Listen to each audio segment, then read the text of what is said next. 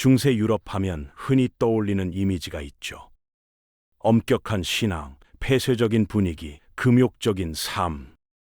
교회는 육체적 쾌락 자체를 악마의 계략이라 규정했고 사람들은 조심스럽게 살아야만 했습니다. 그런데 말이죠. 이 엄격한 사회의 이면에는 상상을 초월하는 기괴한 성풍 속이 숨어 있었습니다.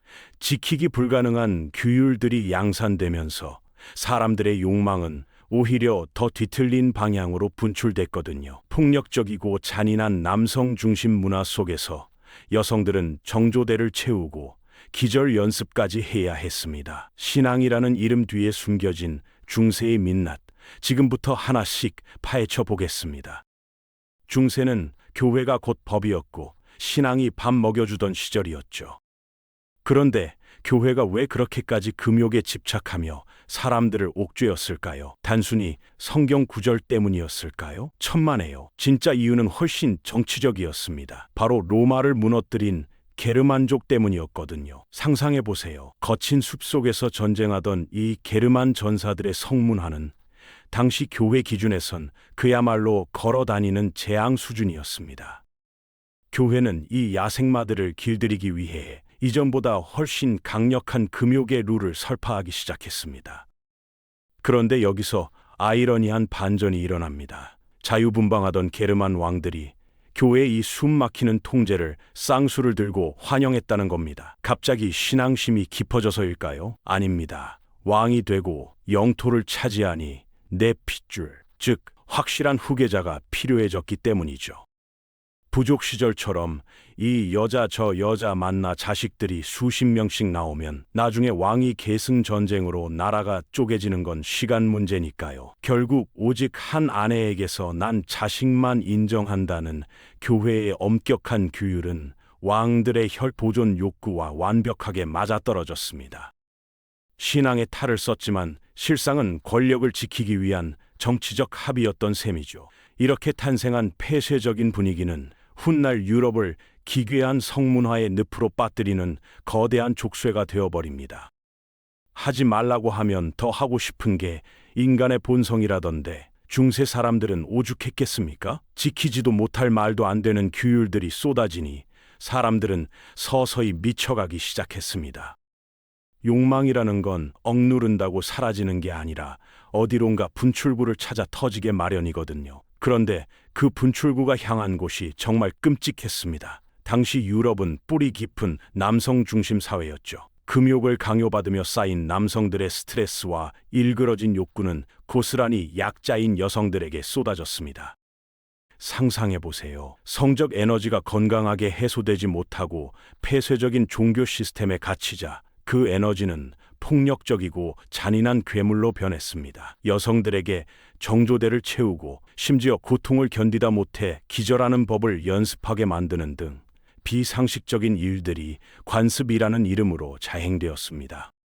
인간의 존엄성보다는 교회가 만든 딱딱한 규율을 지켰느냐가 더 중요해진 거죠. 결국 중세의 성문화는 교회가 그토록 강조하던 정교함과는 정반대로 가장 더럽고 뒤틀린 이중성을 띠게 됩니다. 겉으로는 기도를 올리면서 속으로는 가학적인 망상을 키우는 그야말로 정신적 지옥도가 펼쳐진 셈입니다.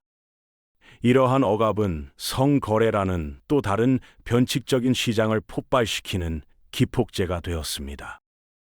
교회가 성매매를 영혼을 파괴하는 행위라며 눈을 부라리고 감시했지만 과연 효과가 있었을까요? 인류 역사상 가장 오래된 직업이라는 별명답게 성거래는 교회의 높은 담장마저 비웃으며 스며들었습니다. 특히 8세기경 유행했던 성지 순례길은 그야말로 기가 막힌 불야성으로 변했습니다. 거룩한 땅을 밟겠다며 길을 떠난 수많은 남성 순례객들, 그들이 낯선 길 위에서 금욕의 고통을 견디는 게 쉬웠을까요? 이때를 노려 여성들도 순례 허가증을 받아 길을 나섰는데 목적은 기도가 아닌 돈이었습니다. 순례길 곳곳에서 마주한 이 은밀한 거래에 남성들은 말 그대로 열광했습니다. 기도를 하러 떠난 여행이 순식간에 욕망을 채우는 투어로 변질된 거죠. 더 많은 돈을 벌기 위해 순례자로 위장한 여성들이 급증했고, 이들을 사냥하듯 쫓아다니는 남성들도 늘어났습니다. 물론 이 길은 결코 낭만적이지 않았습니다. 수입은 들쭉날쭉했고, 길 위에서 병이라도 걸리면 대처할 방법이 없는 고된 삶이었죠. 하지만 이 기묘한 이동식 성매매는 중세인들의 억눌린 본능이 얼마나 처절하게 분출구를 찾고 있었는지를 보여주는 씁쓸한 증거였습니다. 떠돌이 생활도 잠시 중세 유럽의 상업이 발달하고 도시가 생겨나자 성거래는 아예 기업 수준으로 진화합니다. 돈과 사람이 도시로 쏟아지니 여성들은 더 이상 위험한 순례길을 헤맬 필요가 없어진 거죠. 이제는 도시에 아예 가게를 차리고 자리를 잡기 시작했습니다. 그런데 여기서 진짜 웃기지도 않는 상황이 벌어집니다. 상인들이 보기에 이게 돈 냄새가 풀풀 나는 확실한 노다지였거든요. 그들은 거래가 잘 되도록 특정 구역까지 만들어주며 판을 키웠습니다. 더 황당한 건 금욕을 그토록 강조하던 교회의 태도였습니다. 돈 앞엔 장사 없다고 했던가요? 교회는 자기들이 가진 땅을 상인들에게 빌려주며 이 거대한 성매매 산업에서 막대한 임대료 수익을 챙겼습니다. 낮에는 거룩하게 설교하던 신부님들이 밤에는 성매매 업소의 건물주 노릇을 한 셈이죠. 국가도 처음엔 금지령을 내리는 척 하더니 나중엔 세금만 잘 내면 눈 감아주는 식으로 사실상 합법화했습니다. 결국 신앙과 도덕은 자본이라는 거대한 파도 앞에 무릎을 꿇었고, 성은 중세를 지탱하는 가장 추악하고도 거대한 비즈니스가 되었습니다. 성거래 시장이 기업 수준으로 커지자 중세 유럽에는 지금 봐도 참 묘한 풍경이 펼쳐졌습니다. 바로 인류 역사상 가장 원시적이면서도 절박한 피임법들이 등장하기 시작한 건데요. 신앙이 지배하던 사회에서 임신을 인위적으로 막으려 했다는 건 당시 교리로는 상상도 못할 대역죄였습니다. 하지만 현실은 달랐죠. 성거래가 활발해지고 여성들의 경제활동이 늘어나면서 원치 않는 임신은 곧 생존을 위협하는 현실적인 문제가 되었습니다. 결국 여성들은 신의 섭리를 거스르는 위험을 무릅쓰고 자신들만의 비법을 공유하기 시작했습니다. 물론 오늘날처럼 과학적인 피임 도구는 없었습니다. 대신 약초를 다려 먹거나 심지어 독성이 강한 물질을 몸에 바르는 등 목숨을 건 시도들이 이어졌죠. 성공 확률은 낮았고 부작용은 치명적이었지만 이들에게는 신의 벌보다 당장 닥칠 굶주림과 사회적 낙인이 더 무서웠던 겁니다. 억압적인 규율이 강해질수록 이를 뚫고 나가려는 인간의 본능과 생존 본능이 얼마나 처절하고 창의적으로 발휘되는지 보여주는 대목이죠. 중세의 피임은 단순한 예방이 아니라 뒤틀린 시대가 낳은 서글픈 생존 전략이었습니다. 중세 유럽 성문화에서 가장 소름 돋는 상징을 하나 꼽으라면 단연 정조대일 겁니다. 여성의 하반신을 금속 장치로 채우고 자물쇠를 잠가버리는 이 기괴한 물건은 당시 남성들이 여성의 몸을 어떻게 취급했는지 적나라하게 보여주죠. 이 끔찍한 장치가 왜 생겼을까요? 다시 게르만족 이야기로 돌아가야 합니다. 왕국을 세운 게르만 지도자들에게 가장 중요한 건 내 재산과 권력을 물려줄 진짜 내 자식을 구별하는 것이었습니다. 피 한 방울 섞이지 않은 남의 자식에게 내 왕관을 씌워줄 수는 없으니까요. 그래서 그들은 광기에 가까운 혈통 집착을 보이기 시작했습니다. 남자의 외도는 그럴 수도 있지라며 허허 웃고 넘겼지만 여자의 분류는 발견 즉시 사형에 처할 만큼 극단적인 이중잣대를 들이댔죠.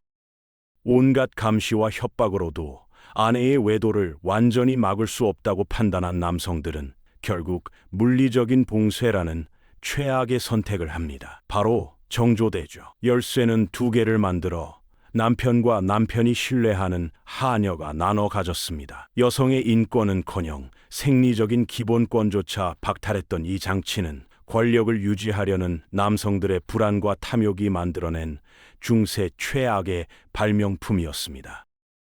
핏줄에 대한 광적인 집착은 결국 인류 역사상 가장 비극적이고 멍청한 유행을 만들어냈습니다. 바로 귀족들 사이에서 번진 근친상간이었죠. 이들의 논리는 단순했습니다. 고귀한 우리 가문의 피에 천박한 남의 피를 섞을 수 없다는 거였어요.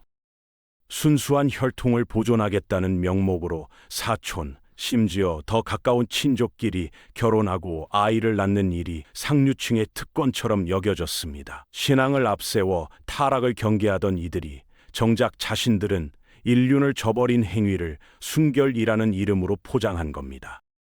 하지만 자연은 그 오만함을 용서하지 않았습니다. 세대를 거듭할수록 유전병이라는 참혹한 대가가 나타나기 시작했죠. 우리가 잘 아는 합스부르크 가문의 거대한 주걱턱이 바로 그 증거입니다. 턱이 너무 튀어나와 음식을 제대로 씹지도 못하고 침을 흘리는 지경에 이르러서도 그들은 멈추지 않았습니다. 핏줄이라는 허상에 매몰되어 가문 전체가 유전적 결함으로 무너져 내리는 와중에도 그게 고귀함의 상징인 줄 알았던 거죠. 권력을 독점하려는 인간의 탐욕이 신의 섭리조차 무시했을 때 그 끝이 얼마나 기괴하고 처참한 몰락인지를 중세의 일그러진 혈통주의가 똑똑히 보여주고 있습니다. 중세의 기괴함은 여기서 끝이 아닙니다. 결혼을 앞둔 처녀의 첫날 밤을 영주가 가로채는 초야권이라는 풍습까지 있었으니까요. 이름만 들어도 뒷목 잡게 만드는 이 제도는 당시 영주들이 누리던 최악의 특권이었습니다.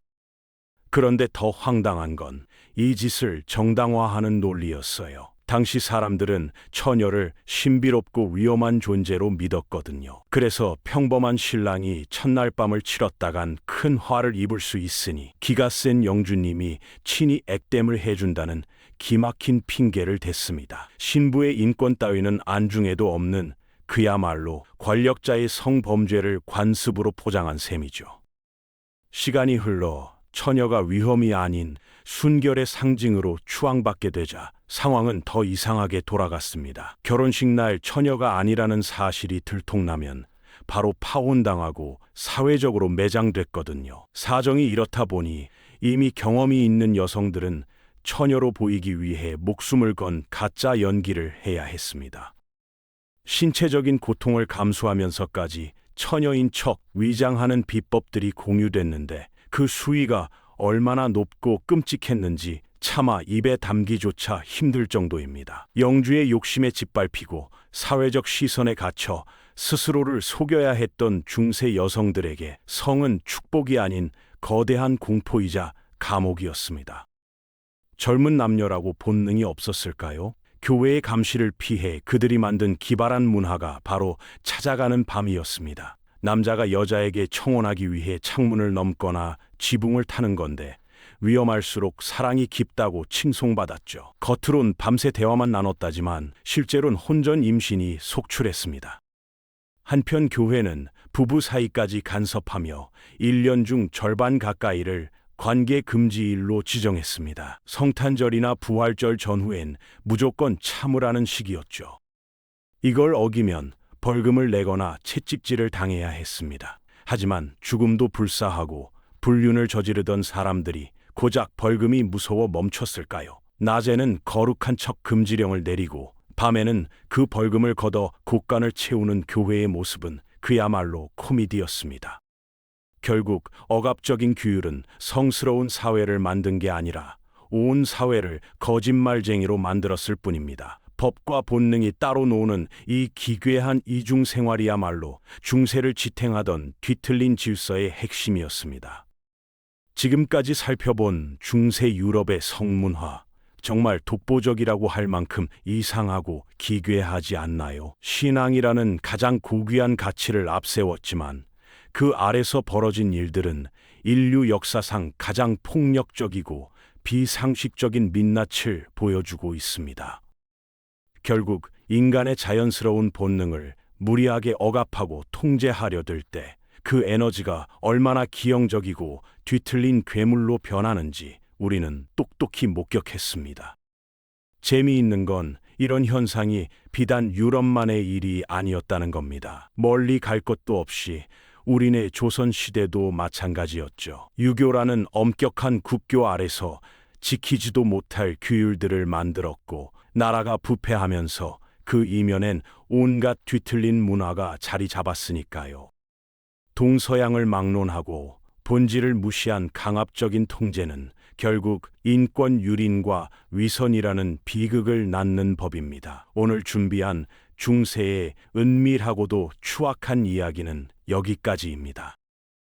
여러분은 이 기괴한 역사 속에서 어떤 생각이 드셨나요? 다음 시간에도 흥미진진한 이야기로 돌아오겠습니다.